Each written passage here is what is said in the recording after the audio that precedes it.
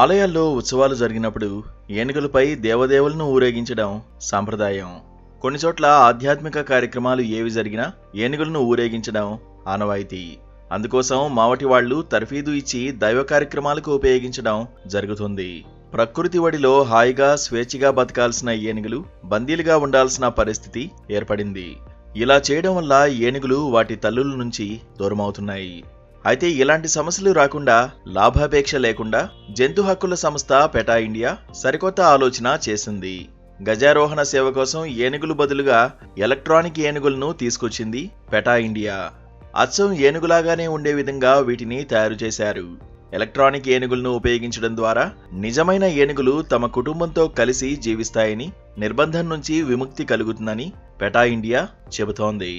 అంతేకాకుండా ఆయుధాలతో నియంత్రించబడే బాధల నుంచి తప్పించుకొని హాయిగా ఉంటాయన్నారు. ఈ యాంత్రిక ఏనుగును rubber, fibre, metal, mesh, foam స్టీల్తో తయారు చేశారు. దీని రూపం మొత్తం నిజమైన ఏనుగులను పోలుంటుంది.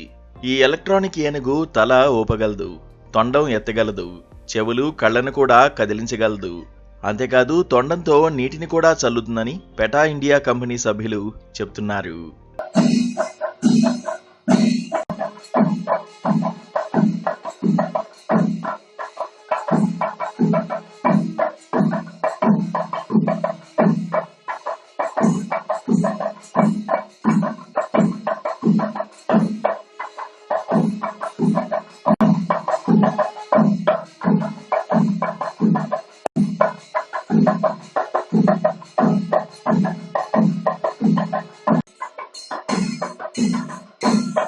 ఈ ఎలక్ట్రానిక్ గజరాజు ప్లగ్-ఇన్ వ్యవస్థ ద్వారా పనిచేస్తుంది.